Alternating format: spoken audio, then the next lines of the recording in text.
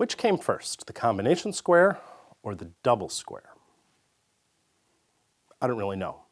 I know the combination square was invented exactly 100 years before I was born.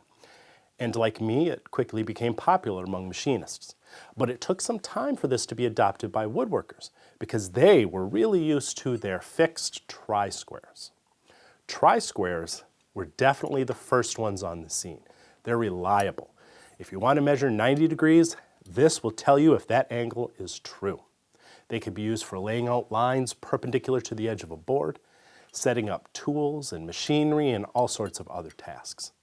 But the combination square could do all those things, plus it provided a fixed 45-degree angle for common miters and an adjustable rule that served many of the functions of a marking gauge, such as drawing a line parallel to the edge or transferring measurements from one place to another.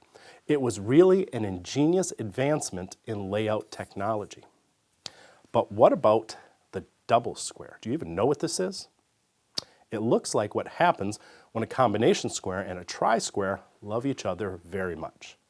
And just as most offspring seem to resemble one parent more than the other, the double square is more combination than tri. In fact, a double square can do most of the things a combination square can.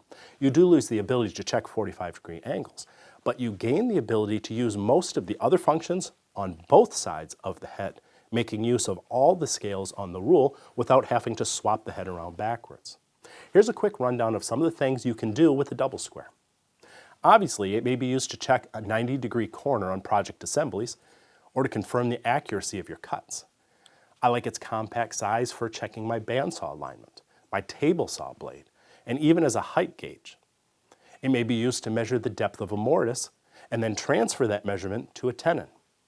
Much like a marking gauge, it can lay out lines parallel to an edge. I use it to lay out rabbets and dovetails and other joinery. It's wonderful for positioning workpieces during glue-ups or transferring measurements from one place to another. The same also applies to transferring machine setups from one machine to another. It's one of those tools that you find yourself reaching for again and again. So does this mean I'm saying that a double square is better than a combination square? Not really. I suppose that'd be a matter of personal preference. I think it's definitely more comfortable to use than a full-size combination square. The more compact size of the smaller version and its lighter weight is better suited to my apron pocket. But it can't completely replace my combination square for all tasks, particularly those involving 45-degree angles. So if I could only have one high-quality adjustable square, it probably would be a combination square. But if I could have two, I'd own one full-size 12-inch combination square for the bench and one compact 6-inch double square for my apron pocket. That's just my opinion. I'd love to hear yours below. But now at least you know the difference between a combination square and a double square.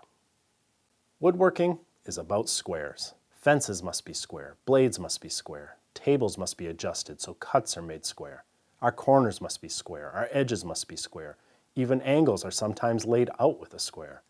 We use double squares and combo squares and tri-squares and T-squares, mini squares and miter squares to combine pieces to make squares. If you need squares to make squares, there are no better squares than these squares, because Bridge City makes neat squares so everything can be square. Visit Bridge City Tools at the link below this video and see for yourself.